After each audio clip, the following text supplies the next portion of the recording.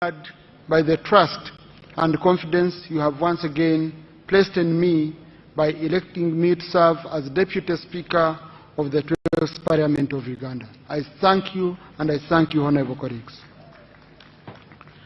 I wish to extend my sincere appreciation to Your Excellency the President for your enduring leadership, guidance and trust. You have often reminded us that leadership is about service to the people, not service to oneself. That principle remains our enduring call as legislators to legislate, to oversee and represent the people of Uganda, with the people of Uganda always at the center of whatever we do. To the members of the Central Executive Committee and members of NRM Caucus, thank you for your confidence. The journey started with you. To my colleagues, all of you honorable members of Parliament, including those who don't belong to the NRM, thank you for this renewed mandate. I do not take your support for granted. You have given me a second chance.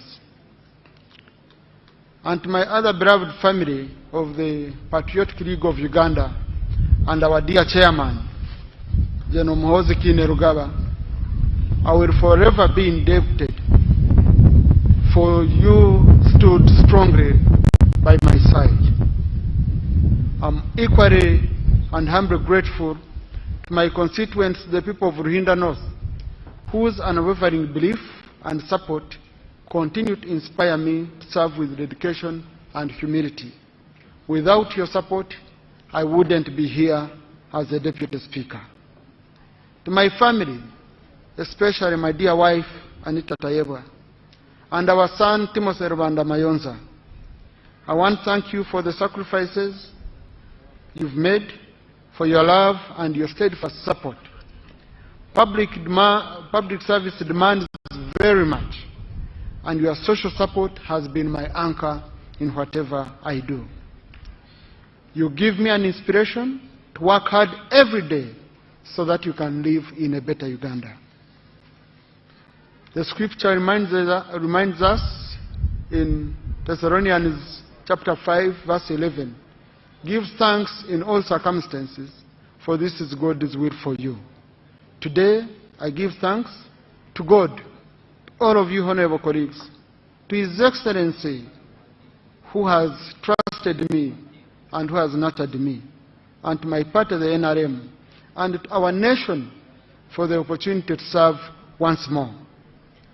As we begin this new chapter of the 12th Parliament, I pledge to work with the Right Honourable Speaker and every member of this House with fairness, humility and commitment, so that together we can strengthen Parliament, deepen democracy and advance the aspirations of our people.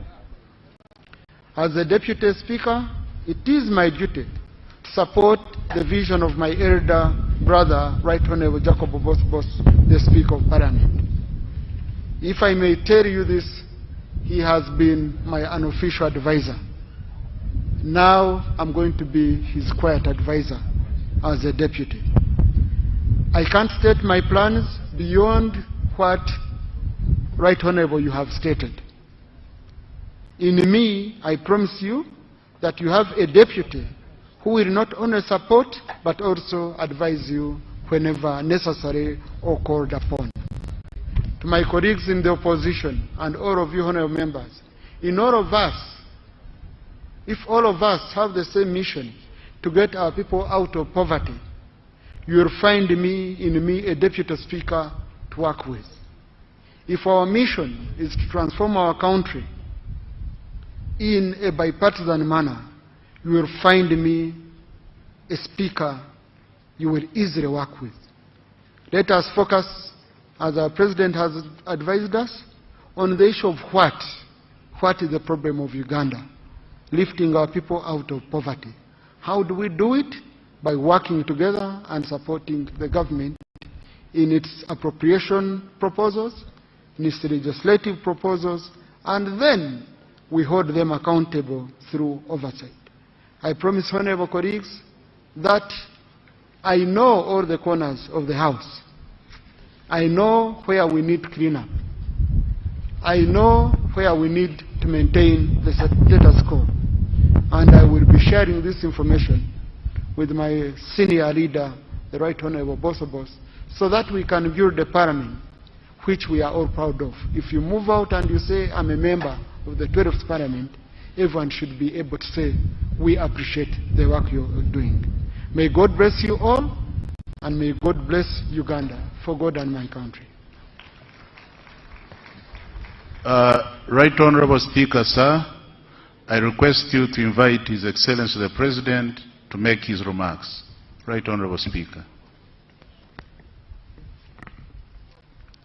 Your Excellency the President of the Republic of Uganda, I take this singular honor to invite you to address this Parliament.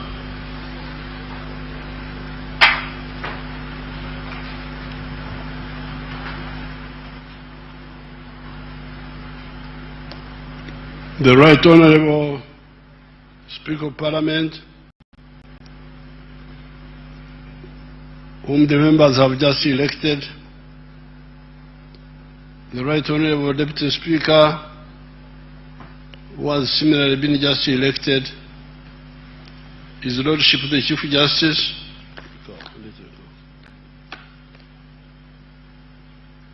the Honorable Members of Parliament, and all the invited guests. First of all, I congratulate you, the Right Honorable Speaker, and the Deputy Speaker for being elected. Congratulations. And I thank the members of Parliament for carrying out their mandate peacefully and transparently. Thank you so much. I was last in a court of law 70 years ago, in 1956. And the offense I had committed was the offense of Okulonda. I was looking after our cows, and some boys were playing football, so I joined them for just a few minutes. And the cows went in somebody's garden. And by the time I went there, they were really feeding on the millet of the man. So I was taken to court. And before I went to court, my father advised me that when you go to court, you say, you plead guilty. If you plead guilty, they will be lenient to you. That was the last time I was in court, 70 years ago. So I was very amused today when I heard the CJ deciding the case which was brought by one of the opposition people who wanted to campaign. And then the CJ, I was just listening carefully, CJ, no, we cannot allow campaigning because what you are talking about is campaigning. I thought that was very interesting. I was amused because I have not been to a court system. Then the Speaker decided on the question of the numbers. There was another opposition person, who, I don't know what the opposition, another member who said the members are 370 or 519. Then the Speaker also decided it very, very wisely, and I was interested. I was just watching and enjoying. But I remain with one grievance: the way the CJ blacklisted one of my votes, because somebody had written, or both Tayewa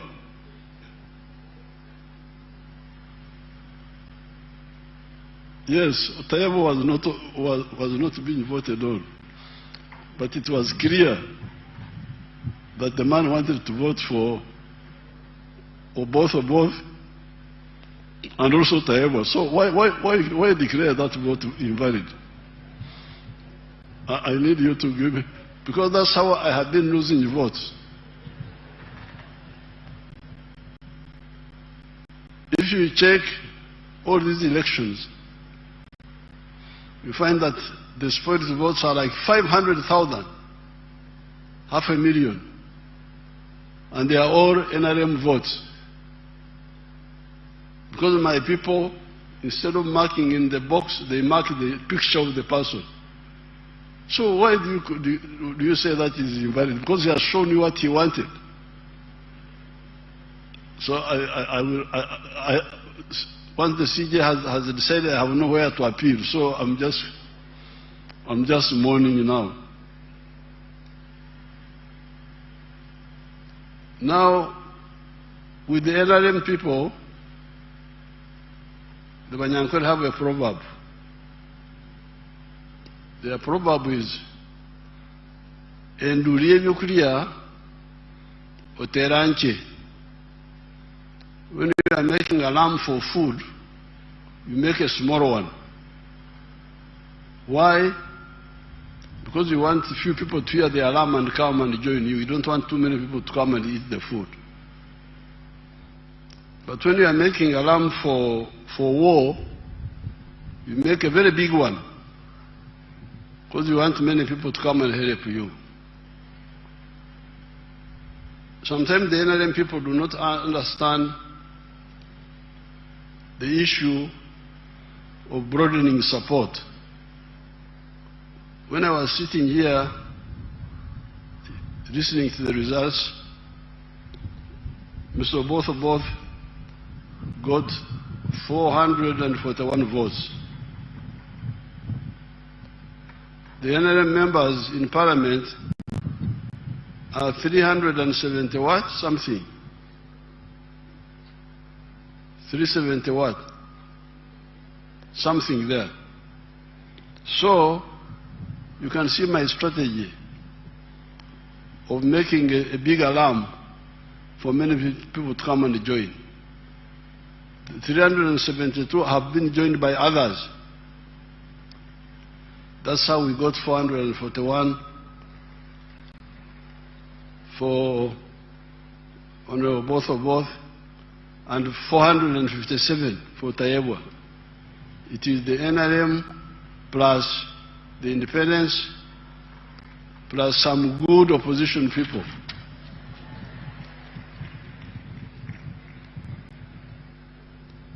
No, but I must mourn the 15 votes which my ally Mao took away. But those are also my votes because I'm in alliance with Mao. But he took away my 15 votes. Then my son Akena, through the girl called Sarah, took another 14 votes. Those are my allies taking away my votes. We shall sort it out with the allies. Now I congratulate all of you, the leaders.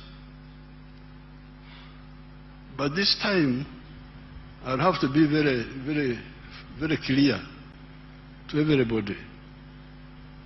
I have been involved in fighting for Uganda's future for the last 65 years. Started in 1960 when I was in the middle school. I was already active. In all these years, we have evolved answers for our people, which help them.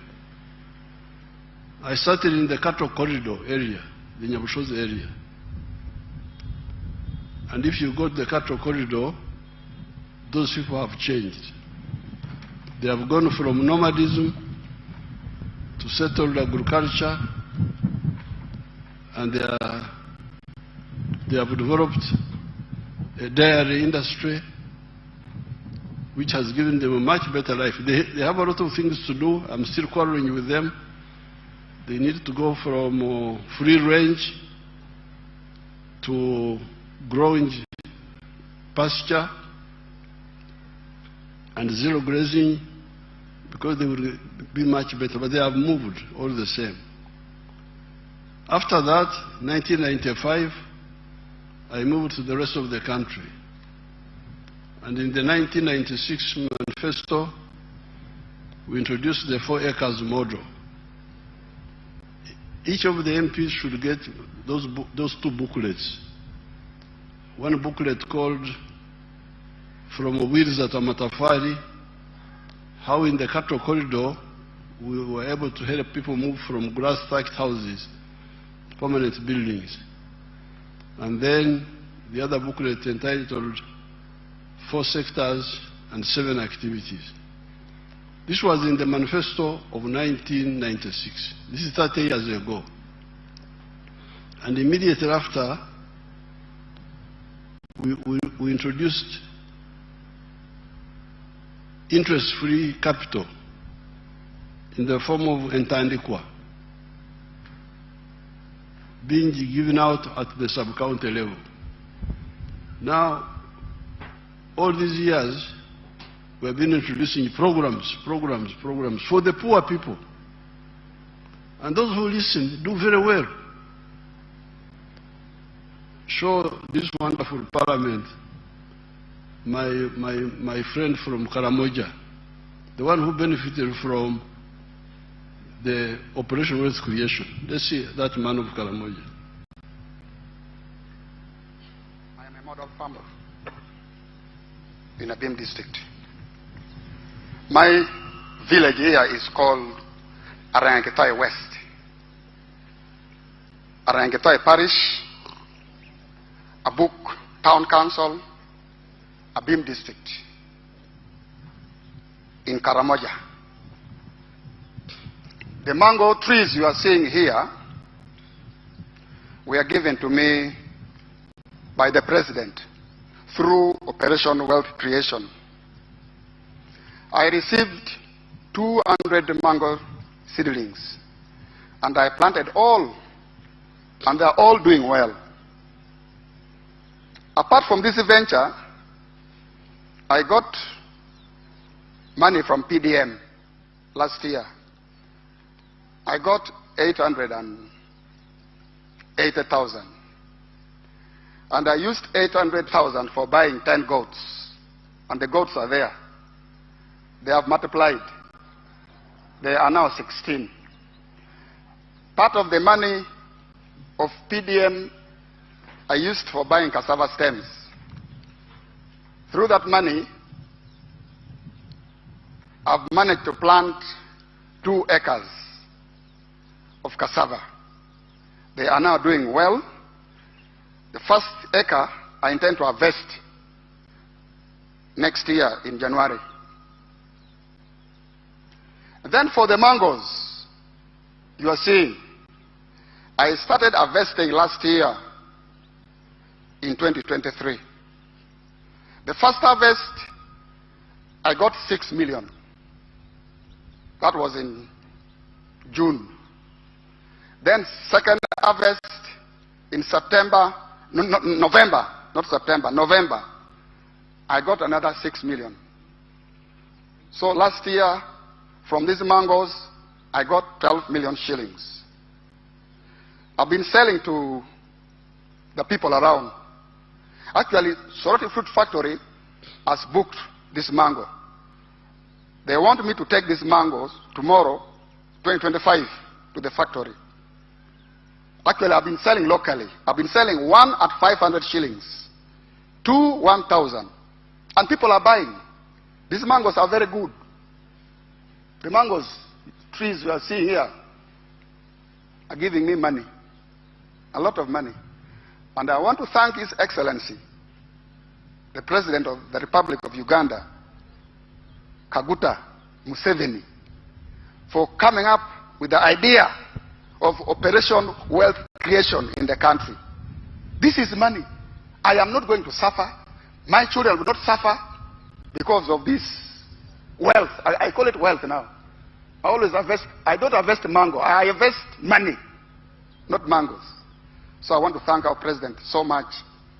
And next year, if all goes well, I expect to get 18 million first harvest. And then second harvest, I also expect to get 18 million next year, 2025.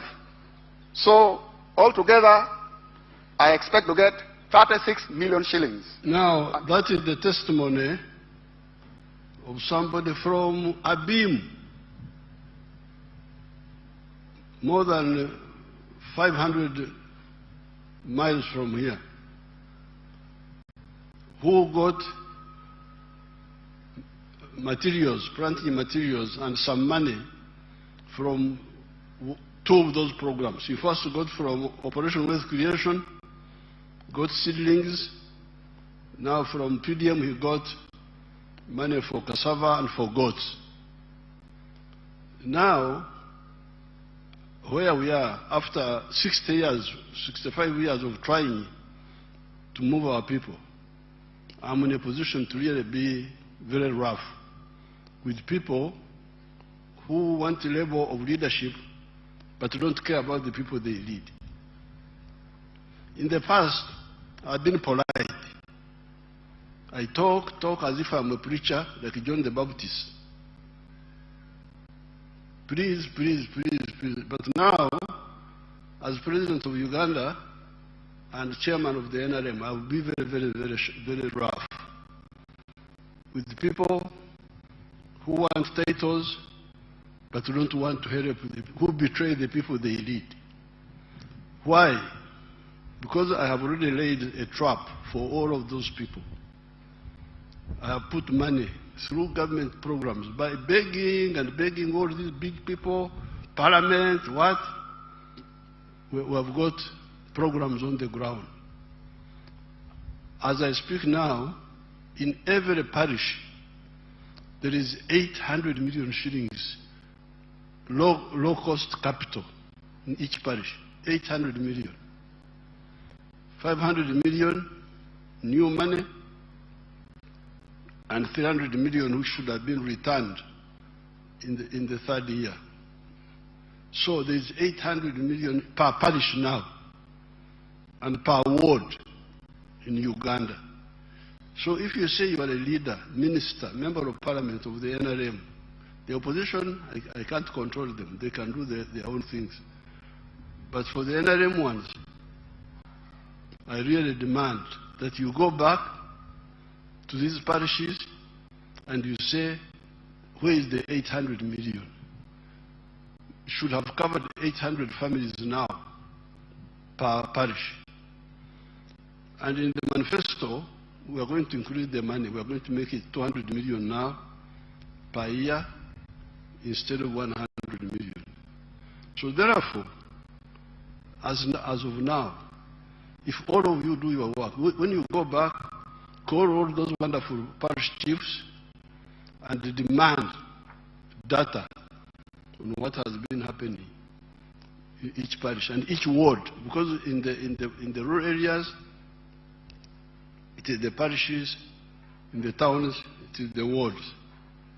So very soon we shall, if we start in this Sanja, if we add 200 million per year, that will be 1 billion additional money in 5 years, then plus what will be brought back in 5 years will be 600 million. So we will be having more than 2 billion in each parish by the end of this exercise. So therefore, I don't want to hear that there is poverty in a homestead which has not accessed this money if they have their land. I demand this. And anybody who is a minister, if I come to your area and I find that you have not done it, I will sack you. There's no need why. It is because I'm polite. I don't want to embarrass people. Ministers are mature people. You talk thinking that they will. But if people don't care about their own people, why should I care about them? Now, that is per parish. There is capital in each parish now. low-cost capital, which can get our people out of poverty. Then at the constituency level, you have the Emyoga, that money there. I don't have the figures. When I come for the State of the Nation, I will bring the figures. That Emyoga money, where is it? What is it doing? Every member of Parliament should take interest in that. Then the other monies, there was grow money, there was money for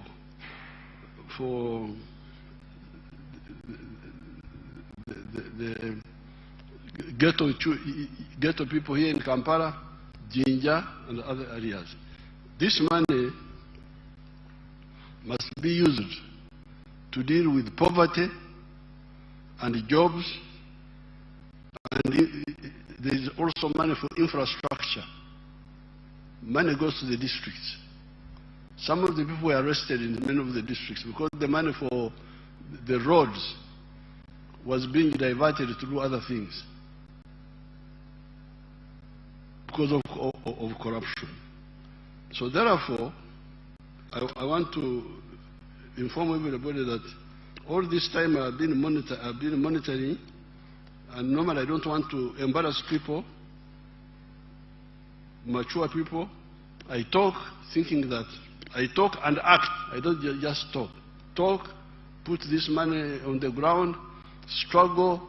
It's not always easy, but fortunately we have the money now. It's on the ground. Let's use it to get our people, all our people, out of poverty. When I see people going to Dubai to look for jobs, Dubai in the desert, get jobs there. When here, paradise, we are here, rain,